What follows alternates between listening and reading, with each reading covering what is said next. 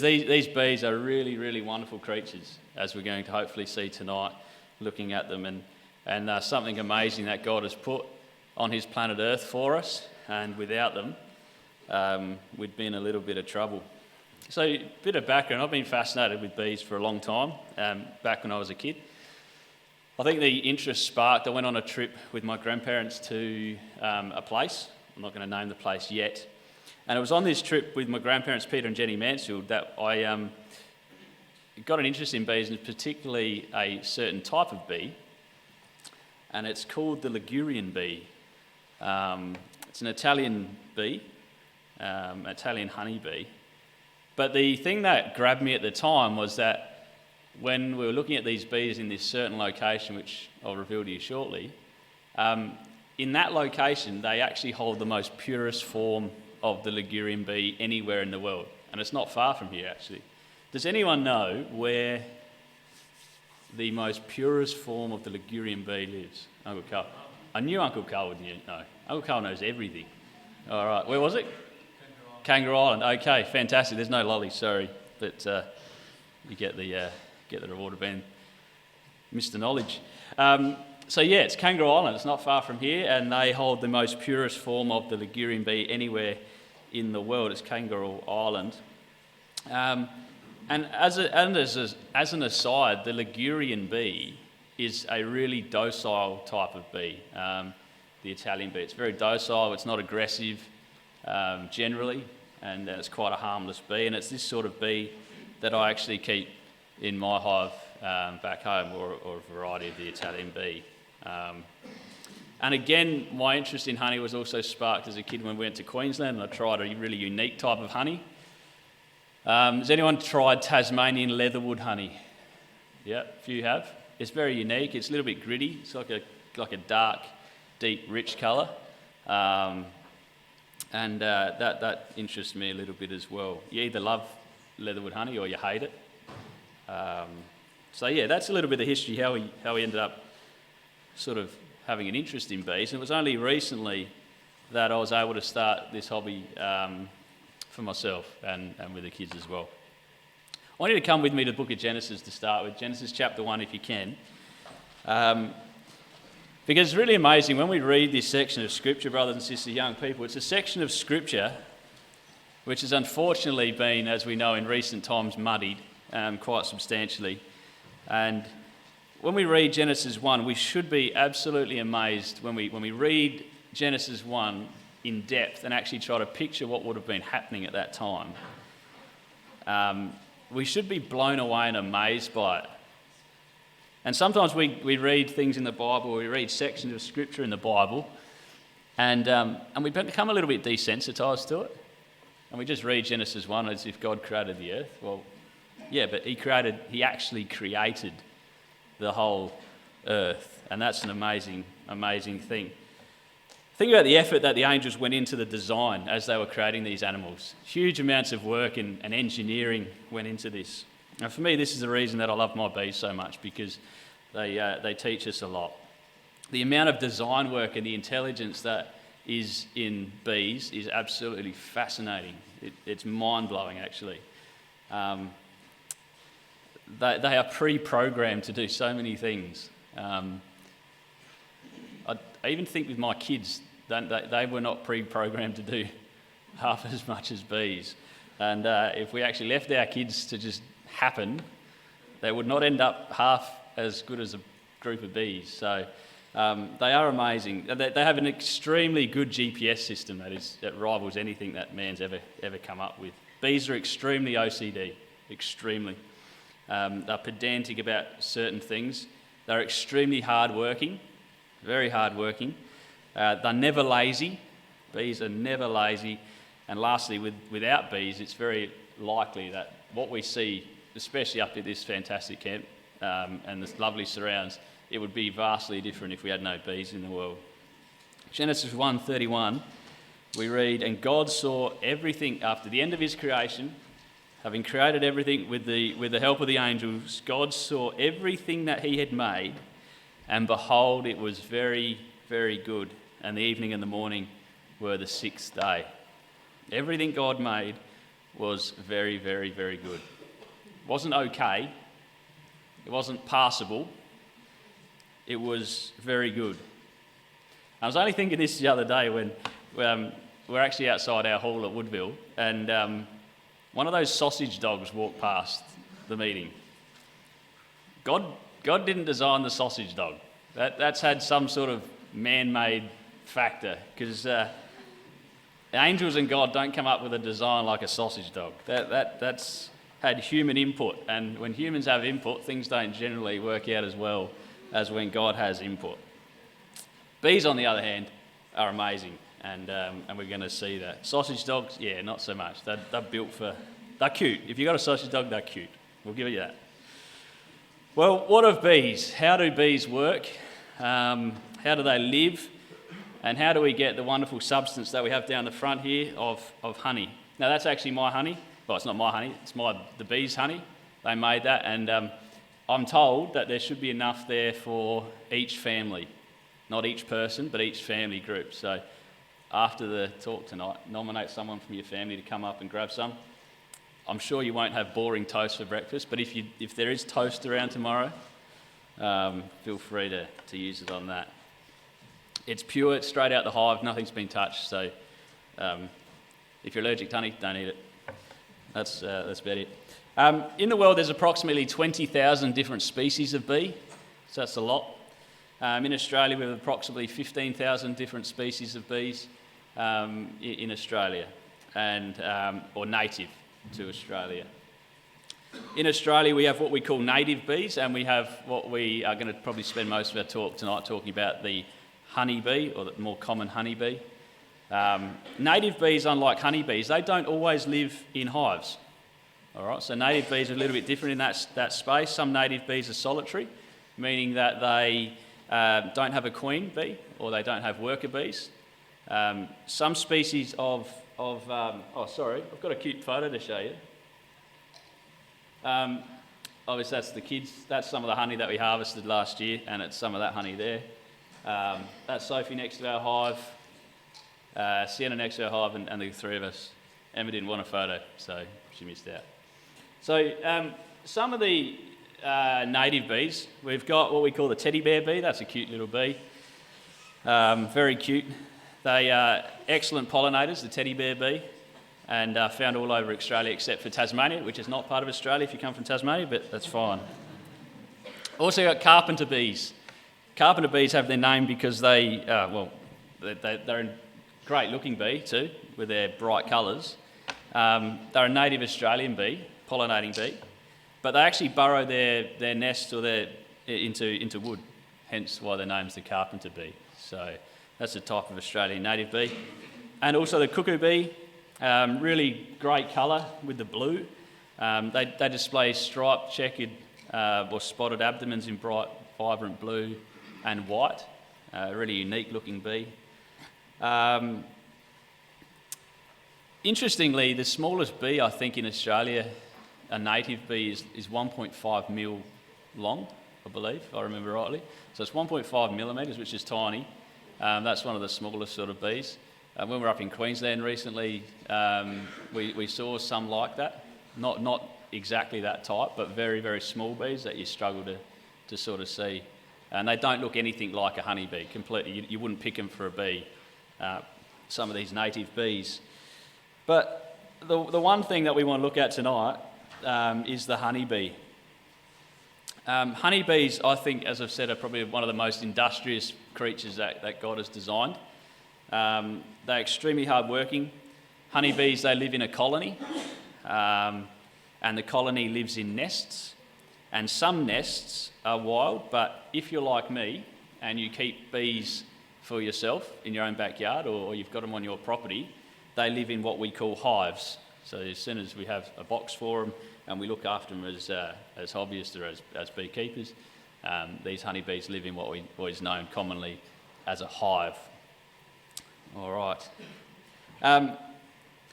The type of bee which I keep at home, as we've said, is the Italian bee. They're a very docile bee. They say you can harvest your honey without a suit on. I'm not that game. I'm slightly allergic to them. My arms tend to blow up when I get stung, so whenever I touch my bees. I do put the suit on, but you potentially could. They don't get too carried away really at all. I've only been stung once. Our dog sleeps or sits underneath the hive, and the kids can go up to the hive, and they don't sort of chase you.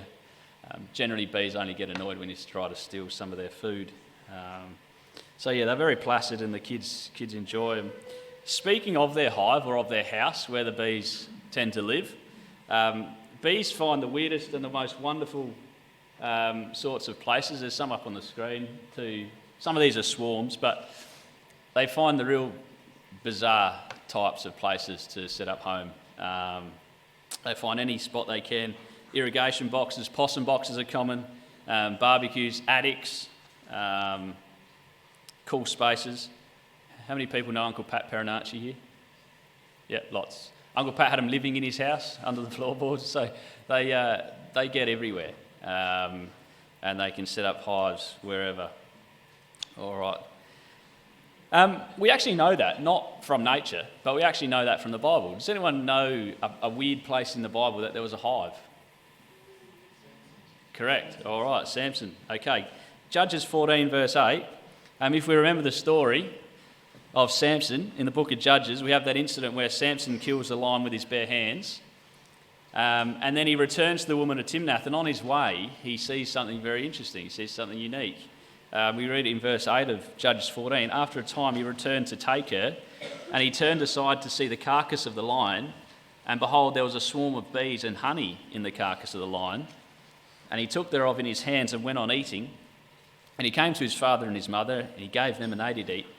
But he told them not that he'd taken the honey out of the carcass of a lion. So here we have a hive, pretty much in the carcass of a dead lion. The bees had decided to swarm there, set up home, and it's a good place for them. So bees will find any spot that they can to find a hive.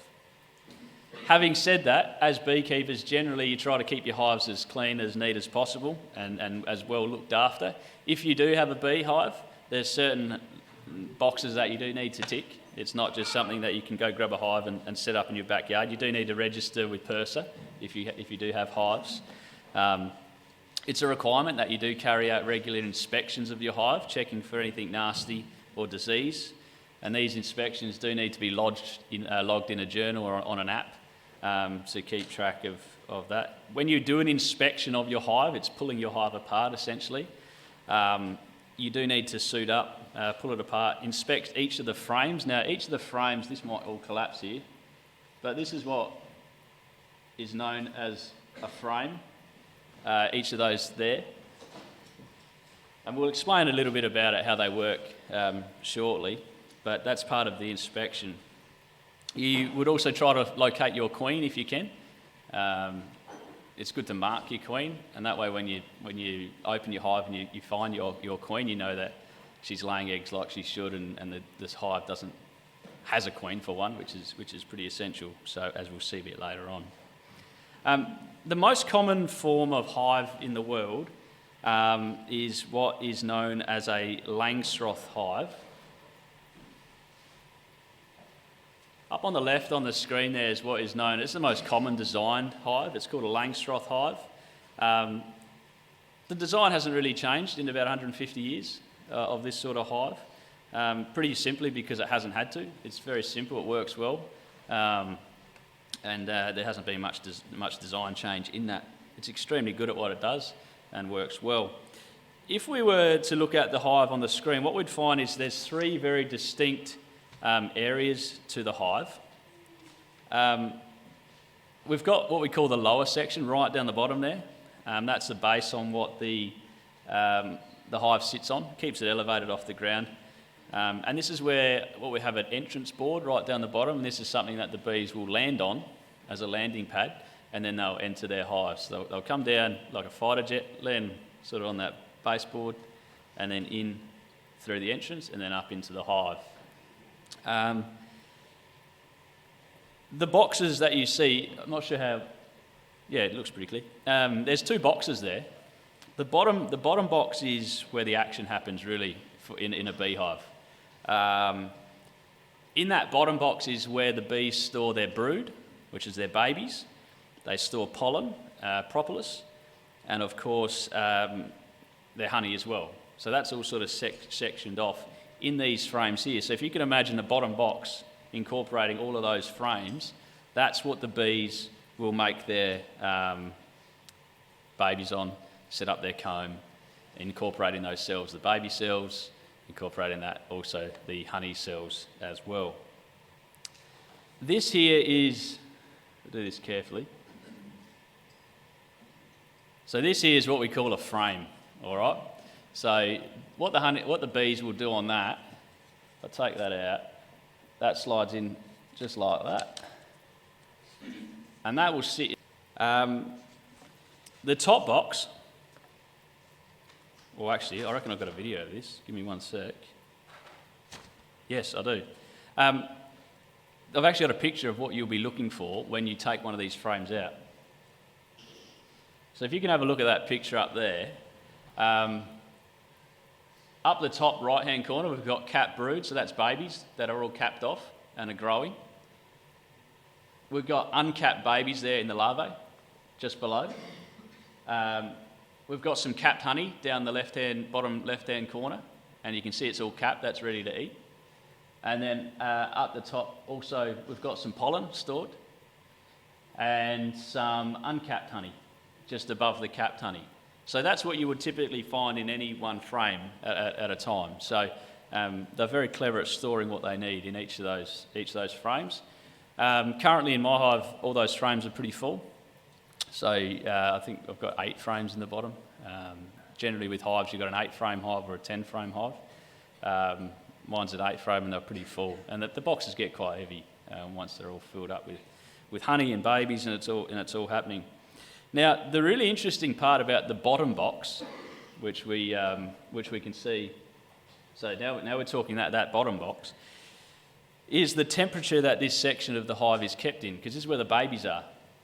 And interestingly, in order for the babies to grow and the brood to survive, they need to be kept at a very steady about 34 degrees Celsius. All right, so when you think about it, that's really amazing, because hives are in all sorts of climates. They have hives in snow. That's fascinating how these bees actually can keep this temperature there. There are specific bees in the hive whose job it is in order to keep the brood at that temperature. And how they do it is, these are called heater bees, and how they do it is they contract themselves. They have very rapid muscle contractions. And by doing this and vibrating their wings and contracting their muscles, they lay on top of the cell, essentially to keep that cell nice and warm in order for the babies to survive. They lay, as I said, their thorax against the brood cells, keeping their babies nice and warm. Now, how do they fuel the energy in order to do this? It takes a lot of energy to vibrate your body against the cell. They use the honey. They eat the honey, and that fuels their energy in order to do that. And I find that fascinating, that they know the precise temperature that they have to keep their babies in order for their babies to survive, so that none of them die. Now, there's a couple of videos I want to show you now. Hopefully you can hear them fine, you can see them okay. One is a video of bees forming out of the larvae stage. If you're a little bit squeamish, it's a little bit interesting. And the other is a time-lapse video of bees building their comb out on the frame. So if we remember, we've got our frame. The second video is a time-lapse video of the bees actually building out this frame, and it should make a little bit more sense.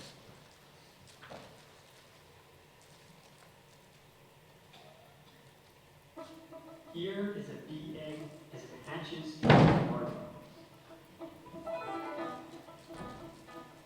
Those newly hatched larvae swim around their cells, eating on the liquid food that nurse bees secrete for them. Then their head and their legs start to differentiate as they transform into tissue. Here's that same pupation process seen from above, with varroa mites running around in the cells. Next, the tissue reorganizes in their body pigment slowly develops in your eyes.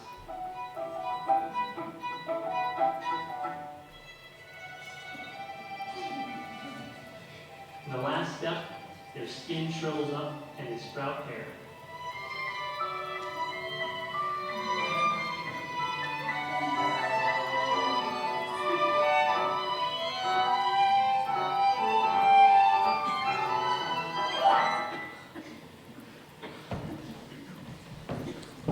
All right. So it's pretty amazing, isn't it? Well, if you can, when you sort of think about the bees as we go through tonight, when you think back, right back to the start when we went to Genesis chapter 1, every single thing that God made was very good. Well, if humans designed that, there's no way we could come up with that. And it goes to show God's amazing power and his wisdom. And the angels, the excitement that they would have had when they were set about to create these wonderful animals. So have a look at the next video. It's just as amazing.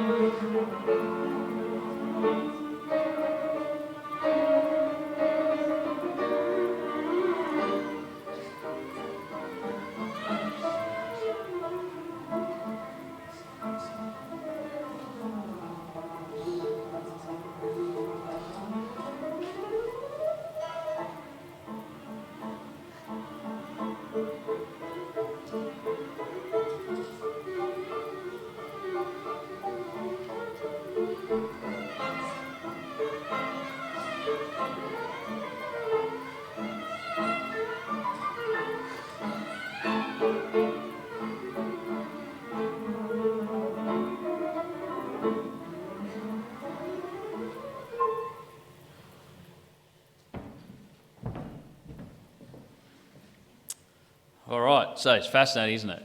Hard-working, know exactly what to do, somehow know exactly how to make hexagons. Unbelievable. Now, the top box. If we go back to our picture, so if we go back to there, the top box up there is referred to sometimes as the honey super. All right, so we've got the bottom box that's got all the babies, it's got the honey. The top box is what we would refer to as the honey super. Because we're humans and we're naturally greedy and we want to take more than we give back, we like to steal the honey because that's why we sometimes like bees. Hands up who likes honey. Actually, no, who doesn't like honey? Hands up. All right, none of you are getting honey.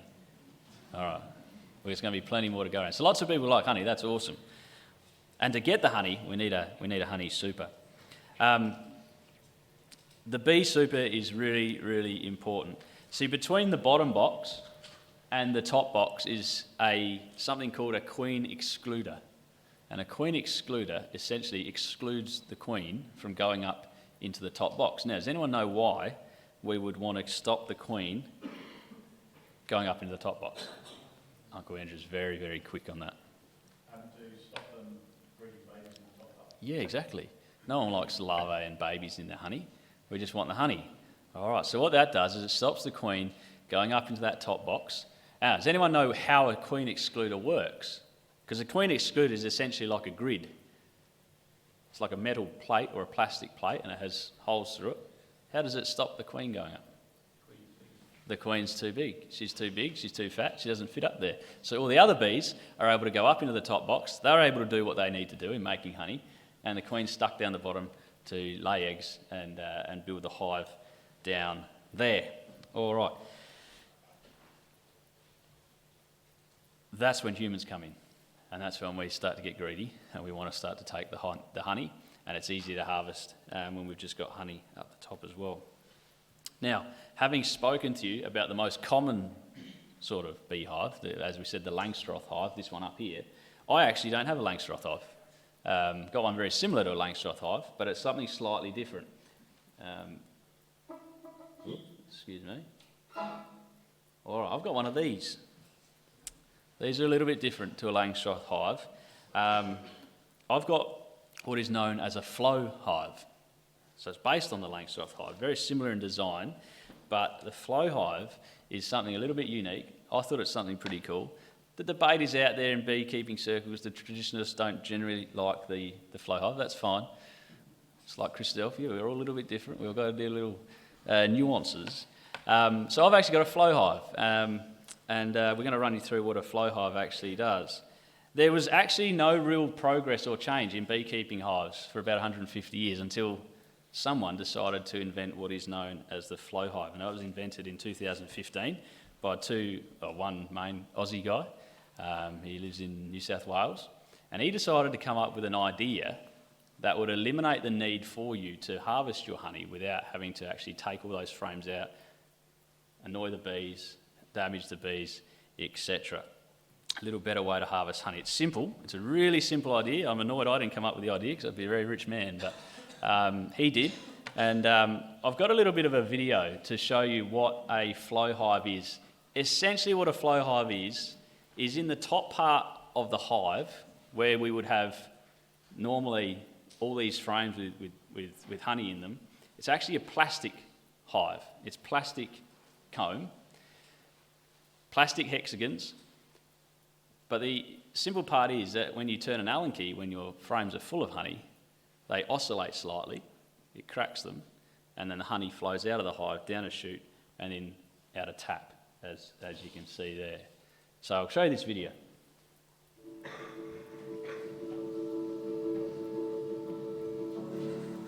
Look at these bees go, they're such extraordinary little creatures. Humans and honeybees have this kind of symbiotic relationship where we get them, they pollinate our crops, and of course, make lots of delicious honey. But getting the golden nectar has always been quite a task. I just thought it was crazy to have to crack the hive open, pull the hive apart, stress out all the bees and spend all day in the shed just to get honey. And I thought, there must be a better way. So my dad and I got to work on what turned out to be a decade-long task of inventing the flow hive. There it goes. Wow, look, it's just something floating with you. That's the first drop, so it's pouring. It's pouring in. All right, it's a really quick little video, that one. But it is an amazing invention. I didn't bring it, sorry. There's an Allen key that slides in the top. You turn the Allen key 180 degrees, it cracks the comb, oscillates slightly. The honey flows down the chute and then out a tap. So it's really simple. Still want to get probably a traditional hive later on because I think that'd be cool as well to do it the old-fashioned way. Old-fashioned way is you'd have to cut the wax off with a hot knife. You spin the honey. You had to get a lot of wax in your honey. With the flow hive, you get pure honey and that's it because it's obviously a plastic comb. After you've cracked it, the bees will then get back into the top box. They stay in there actually when it's pouring out and they'll tidy up the comb again in about a day. So when I did the first harvest, it breaks all the wax. You get a wax everywhere in the top. Go back the next day and they've tidied it all up and they've lined with their comb and they start filling it up again. So it's pretty amazing. It's a flow hive. It's an amazing invention, but don't be fooled from that video. I think some people run into the trouble of when they look at that, they think it's a lot easier. It is easier. It's a lot less work, but it'd be untrue to say that you still have to do work when you keep bees. You still have to do your inspections. And you still have to learn a fair bit about it just to give you the basic sort of knowledge. But tonight, really, the focus for us isn't on their houses. It's more on the animal itself that God's created. That's the amazing part. As I said earlier, bees are fascinating. Some facts about bees, some rapid facts for you. Only female bees can sting you. All right, males, or the drones, as they are called, are not able to sting. male honeybees. Does anyone know anything interesting about a male honeybee to drone regarding sort of do male honeybees, drones, have a dad? Who reckons male honeybees do have a dad? No one's game. It's a weird question, isn't it? They actually don't have a dad. So male honeybees do not have a dad. They only have a grandfather. All right? Now, go figure. As they are male honeybees, the drones are born from an unfertilised egg. They hence don't have a dad. They do no work, drones. They don't forage, the males, and they don't sting. Pretty useless. You're all laughing. That's what my wife reckons as well. They don't do much. All the males have to do is to mate with a queen. And around 2 p.m. or so in the afternoon each day, the drones will fly off in search of a queen. And once the first 20 or so that will get to the queen, they'll mate with her. The queen, from that one mating flight, will have enough to last her the whole five or so years of her life, and she won't generally need to go and mate again, and that'll be enough of the sperm to survive through the process of her laying her eggs. So it's really fascinating. A honeybee, how many eggs do you think a queen can lay in a day, approximately? Hands up who thinks it's over 50. Okay, everyone, all right. Hands up who thinks it's over 100. All right, keep your hands up. Who thinks it's over 500? Ooh, some people are game. Who's going for over 1,000? Anyone take over 1,000? Someone's going to take over 1,000. Who's going for over 1,000? I feel like an auctioneer. All right, over 2,000. Oh, there's three. Okay, so it's between 2,000 and 3,000 eggs a day that the queen will lay in summertime or in springtime when it's warm. So that's fascinating. That's amazing. That's a lot of work. She'll lay like twice her body weight in eggs a day. So it's a huge amount of effort that she goes to. Honeybees typically fly between 1 and 6 kilometres on a foraging trip when they're looking for pollen. So if you do like a radius, if you see a bee in your backyard, generally there's a hive within that sort of radius, obviously. Each honeybee makes 1/12. Now think about this when we look at all the honey up here. One honeybee in its life will make 1/12 of a teaspoon of honey. All right. So that puts into perspective how many bees you need in a hive to produce honey. Yeah, 2 to 5 years they can last. And it's interesting that if you've got a grumpy queen, you'll have a grumpy hive, and if you've got a nice queen, you'll have a nice hive. They reflect the mood of the queen. I'll say no more about that, but that's how it works. It's so that's why people sometimes get rid of their queen and put a new queen in there. That's got a better attitude. Don't recommend doing that. I'm going to stop talking. All right. Does anyone know the hexagon structure of the honeycomb? Why that was made? Strength, yeah, strength. And space saving, all right? So that's why they're in hexagons. I've got a video to show you that in a second. Does anyone know how the bees... So say the bees are flying out to grab pollen and they're going out to visit, flying around looking for pollen, etc. How do they know, or how do the other bees in the hive know when those bees come back where the areas of pollen are? Because they communicate. They don't all just fly out randomly. Some bees will go out and they'll find pollen and they'll come back and relay that to the hives. Does anyone know how they do that? There's a dance. Does anyone want to demonstrate the dance? It's called a waggle dance. No one's going to want to do it. I'm not doing it either. All right. But it's called a waggle dance. And the bees will do this dance when they come back, and they will communicate that to the other bees in the hive as to where the areas of pollen and the lovely flowers are. So it's just fascinating. That's how they communicate. And we think we're clever as humans. It's mind-blowing. All right. Now, this is interesting. Scientists have actually discovered that the bees vote. All right. Now, we as Christadelphians don't vote. That's fine. But bees actually vote when they make decisions. And they vote on where the colony should create a new nest site. All right. Female scout bees, they'll go out and they'll look around for an area that they need to expand the hive or where they want to set up a new hive. And they'll report back to the colony. They use the famous waggle dance, as we've heard, to inform the colony that there's a better area that they need to either split the hive or move to. And the rest of the hive will either endorse this idea or else they won't endorse the idea. If the other worker bees like the potential new nest site, if they agree with what the females have come back and said, they began by imitating this dance. Eventually, once a critical mass of bees are all doing the dance, that's when they decide that there's enough support to move, and they'll end up moving the hive. So it's really interesting how they can work in agreeing to a new site. I don't think we could probably work that well, maybe sometimes, but they generally work pretty well in coming to that consensus. One thing that I struggle to work out when I think of all these bees and when I was looking into some of this stuff for this talk, and it's hard to justify when people question a creator. Like when you look at bees, and it's amazing that there's some people that are so knowledgeable about bees when you watch their stuff on YouTube or you read books about it, and they still come back to the fact that these things somehow evolved. And it makes you actually really, really angry. This is not something that evolved or something that's been dreamed up over time. Charles Darwin, we'll quote him because he actually said something quite clever, surprisingly.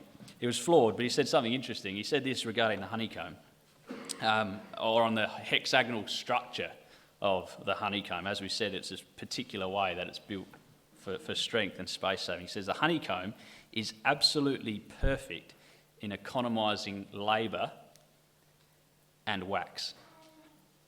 So all the bees somehow over time didn't just get together and the mathematicians amongst them decide that a hexagonal structure for comb is the most efficient way to save one, wax and labour and space saving.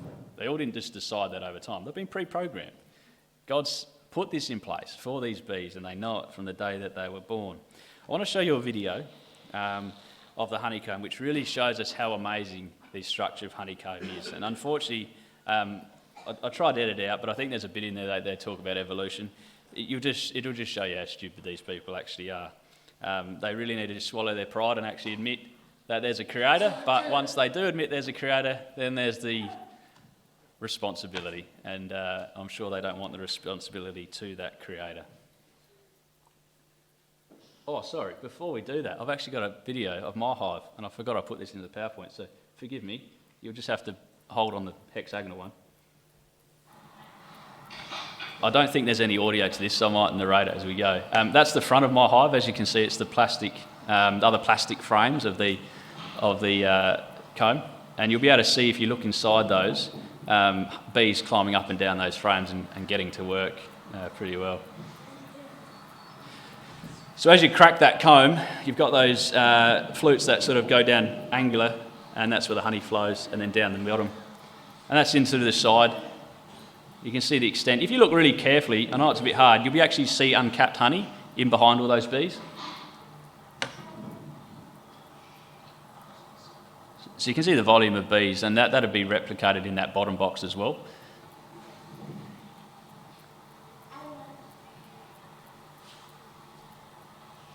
You might get a bit dizzy. So you can sort of see in the middle there, sometimes there's capped sections as well. Maybe there. So you can see that section there is capped. And once that's ready to harvest, it'll be completely capped as well.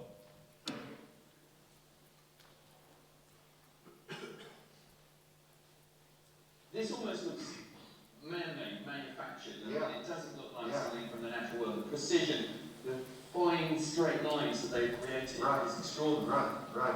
It's an engineering wonder for sure. Look at this, it's perfect. Excellence here. It is amazing. And the hexagon is a very strong structure. The bees have made an identical pattern to the columns on the giant's causeway.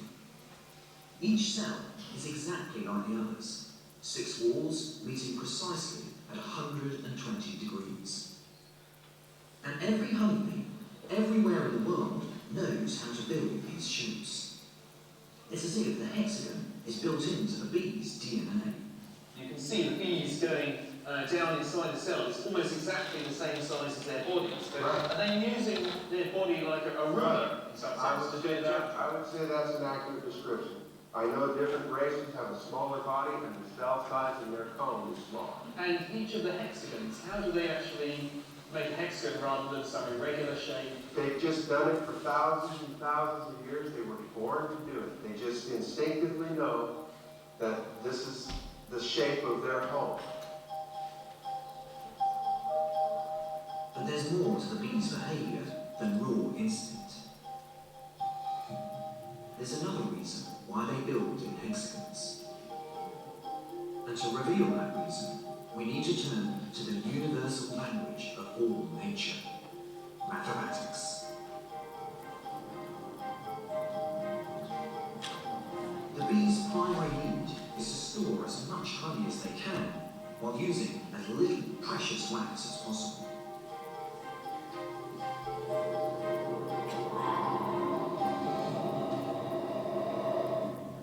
The bee's honeycomb is an amazing piece of engineering, but why have they evolved to produce this hexagonal pattern?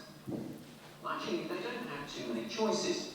If you try to put pentagons together, for example, they just don't fit together nicely, or circles leave lots of little gaps. If they want to produce a network of regular shapes which fit together neatly, then you've really only got three options. You can do equilateral triangles, or you could do squares, or you can do the bee's hexagons. But why of those three does the bee choose the hexagons? Well, it turns out that the triangles actually use much more wax than any of the other shapes. Squares are a little better, but it's the hexagons which use the least amount of wax. It's a solution that was only mathematically proven a few years ago. The hexagonal array is the most efficient storage solution the bees could have chosen. All right, so that genius, he thinks they've evolved over thousands of years. But no, God created them in that way. Like we said in Genesis chapter 1, every single thing that God created was created very, very good. Now that's very, very good. There's no way that the bees could come up with that. I couldn't even come up with that. I'm not that intelligent. But those bees are pre-programmed from the day that they are born. They know exactly the right dimensions that they need to make of a hexagon in order to create decent comb. The other thing that is amazing about bees that I find fascinating is their sense of direction. Who's got a good sense of direction? Anyone got a good sense of direction? No one's got a good sense of direction. Uncle Andrew does. Aunt Linda's shaking her head. There you go. I was going to say, like, one half of every couple would have put up their hand in the hall tonight, so that, and they're all lying. Okay, but the bees do. They have pinpoint GPS direction. It's absolutely fascinating.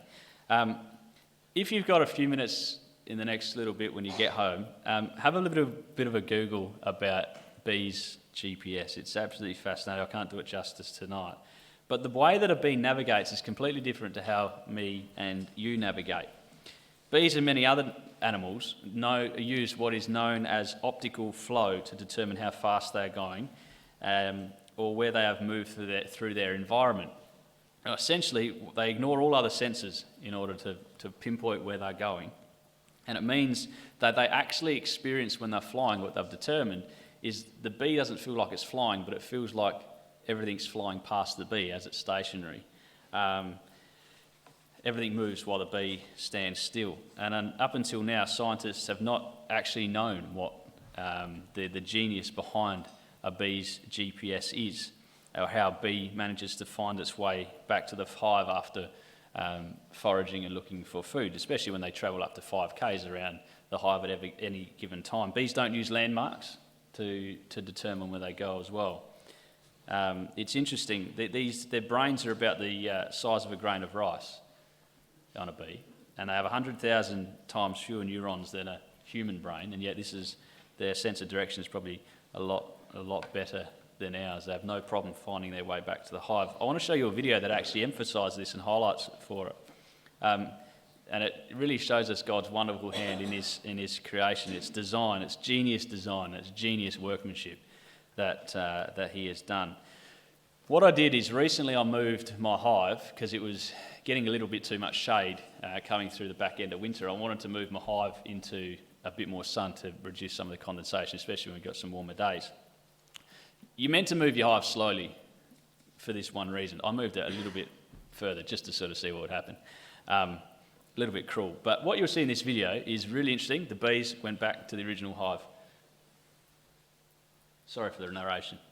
So I often say that bees are quite intelligent, and they are. But yesterday I moved the hive from over there to here. I want to get a bit more sun on it to reduce a little bit of condensation inside. They are so programmed to go back to their hive that this is currently all the bees trying to get back into their hive. That is no longer there. And I've been doing that for about a day and a half now. Not as much action, actually, over at the hive. I'm not sure if you could see. It wasn't probably that clear, but over in that corner, that's just a massive buzzing bees, and they're all trying to get into the non-existent hive because they are programmed pinpoint to land back on that landing plate, right at the exact space that it's been. And if you move it a couple of metres to each side, it messes with them. They're very OCD. Eventually they work it out. It took probably a couple of days, and they were back going into their hive. Don't, especially young people, don't let the world fool you. Do not let the world fool you. And bees and God's creation cannot have evolved. It's an excuse. It's an excuse that takes the responsibility away from anybody. God is a genius, and his angels were geniuses when they built this stuff. And you can imagine them sitting down, designing it all out, working out the calculations, the hexagons, working out the GPS tracking system. This sort of thing just did not happen by chance. And it's fascinating that you can get super intelligent people like that scientist guy talking about hexagons, and he can see how genius it is, and he still comes back to the fact that it evolves. So don't let the world fool you. It's just silly. And we live in a world that's going to become increasingly more difficult, especially for you guys down the front here, that the biblical values of God are going to be continually under threat. And it's going to become an increasing more thing. And excuses like evolution, it reduces our responsibility to zero. And the world likes that because it means that they can focus on doing whatever they want at whatever time they want of the day. Our insignificance, when we think of the wonderful creation that God's done, our insignificance really is overpowering. And we really get to appreciate the power and the genius that God has. We've only really tonight been able to scratch the surface of bees. Feel free, it's a great hobby to take up. You'll learn so much about creation and God's design. So yeah, do look into it more when you can. I love bees. They're truly one of God's witnesses. All right? God's given us many witnesses. I believe you heard a talk last night which is on Israel as one of God's witnesses. I think the bees are one of God's witnesses as well. And whatever part of the creation, if gardening's your passion or whatever sort of thing your hobby is, you can find God in everything. All right? And keeping bees has really emphasised this for me and my family as well. I want you to come with me to the book of Deuteronomy chapter 6, because I want to highlight for you the fact that we can find God in anything. And we always need to be on the lookout to try to find God in anything.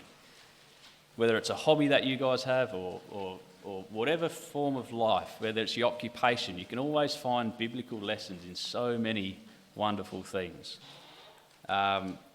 Deuteronomy 6, I want to read from verse 1. I love this section because it gives us clear instruction as to how we should teach. And especially up here at a Bible school, and you've got all your parents, the grandparents, all the kids here, it's a great environment for this. It tells us how to teach in Deuteronomy chapter 6. It's not from the platform. It's not from the platform. That's something everybody sees. But how we teach our children, how we teach our families, is the important part, and how do we teach each other quietly together? Deuteronomy 6 verse 1, now these are the commandments, the statutes, the judgments which Yahweh your God commanded to teach you, that you might do them in the land whither you go to possess it. That thou mightest fear Yahweh thy God, to keep all his statutes and his commandments which I command thee, thou and thy son's son, all the days of thy life, that thy days may be prolonged. Now therefore, God says to Israel, observe and do it, that it may be well with thee, and that you might increase mightily, as Yahweh, God of thy fathers, has promised thee. Now this is interesting, in the land which floweth with milk and honey. Hear, O Israel, Yahweh our God is one Yahweh, and thou shalt love Yahweh thy God with all thy heart, with all thy soul, with all thy might. And these words which I command thee this day shall be in thine heart. And this is the important part that I want us to all take away today, especially when we think of bees and creation. Thou shalt teach them diligently unto thy children, and thou shalt talk of them when thou sittest in thine house, and when thou walkest by the way, and when thou liest down, and when thou risest up. We're to talk about God's principles and his word, the Bible, with each of us all the time of the day, at all points of the day, whether we're sitting down, standing up, walking, doing this, doing that. And the same with our hobbies. If we've got a hobby that interests us, and it might be something about creation, it might be something, it might be our occupation, we all can be looking for lessons and teaching each other lessons from the things that we are in and our environment that we live in. It's really important. There's scriptural lessons. This is something for the young people as well. There's scriptural lessons in every single facet of life. Whether it's driving your car up to Bible camp, you can look for scriptural lessons. When you're in your occupation, or when you're walking around your backyard, or when you're talking with your mates at school or uni or whatever it may be, you can always find biblical lessons in everything. Find them and look for them, because they are there. And when we go about our daily activities with our kids, as families and as mums and dads, there's lessons and scriptural lessons in everything. And there's scriptural lessons also when it comes to looking after bees. And this is one of the really fascinating parts that I've found really interesting. As we look at some of these lessons, I've got to go conclude with a list of 8 lessons that we want to sort of take away if we can. I'll go through them and then I'll leave them up on the screen. You might want to jot them down if they do interest you as well. As Bible students, our first lesson, as Bible students and as Christadelphians, there is a need for us to always be on the lookout for danger. All right? I heard when I came into the dinner, which was lovely, I heard Uncle Grant doing some current events. Uncle Grant's always been on the lookout. He's one of those bees that's always on the lookout for things that are happening. And as Christadelphians, as Bible students, we always need to be on the lookout for danger. We've always got to be on the lookout for trouble, and always on the lookout for the signs of the times that are coming. Because bees do. Bees keep watch. As soon as you walk up to a hive, the bees will know that you're there, 100%, because there's bees that are out there watching. You never can approach a beehive and go unnoticed. Bees keep watch, they know you're there. And if they're familiar with you, they'll generally leave you alone. If they're a little bit unfamiliar, they'll be a little bit more wary of you as well. So our first lesson that we need to learn from looking at bees is to keep watch.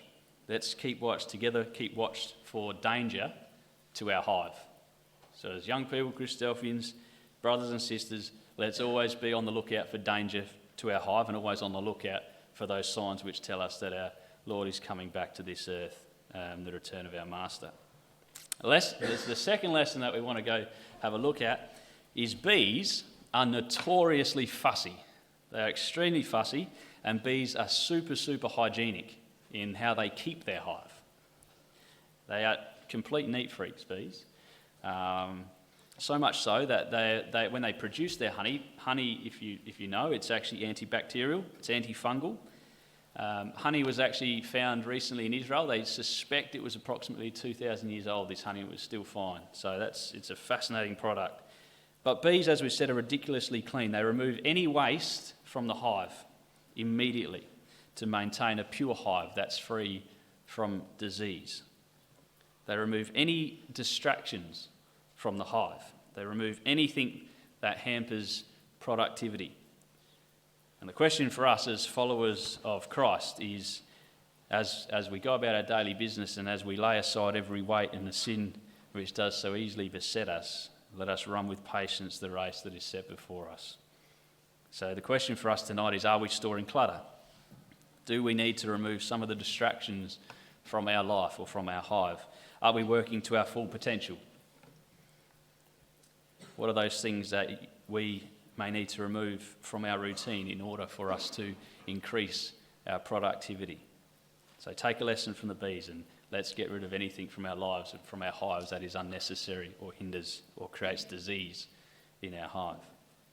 Bees are incredibly efficient animals, incredibly efficient, and bees know their role in the hive. They know their role in the hive. The queen's job is to mate and lay eggs.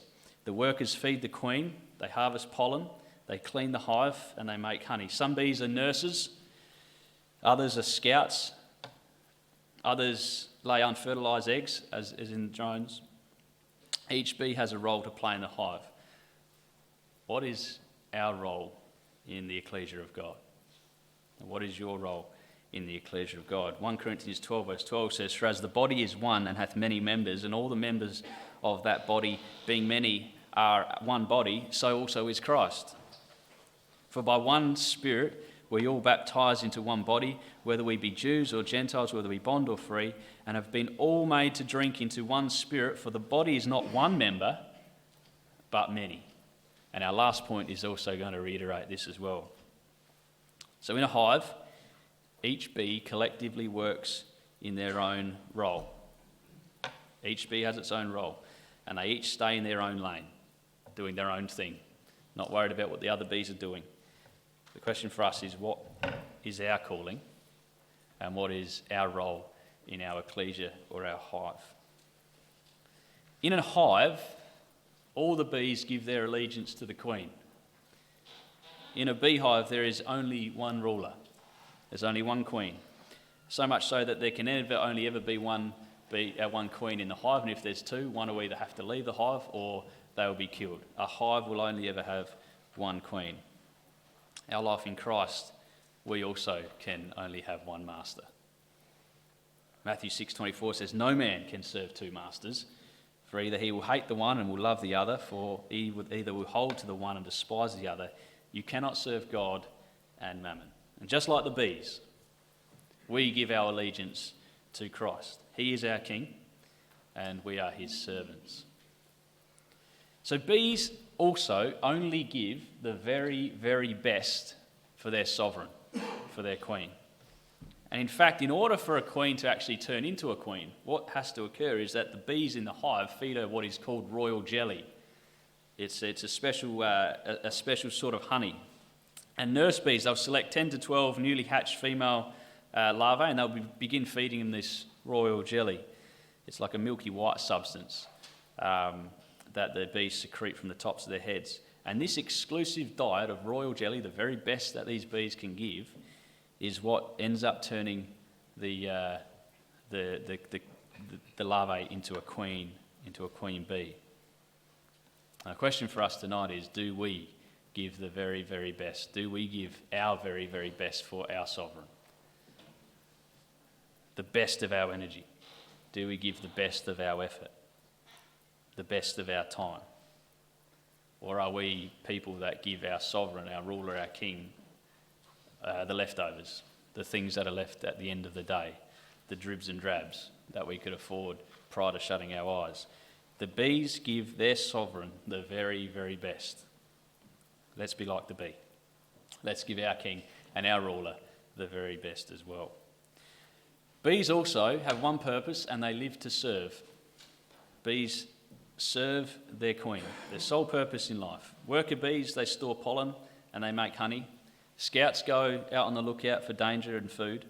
The drones give their lives to mate with their queen, because after they mate with the queen, they die.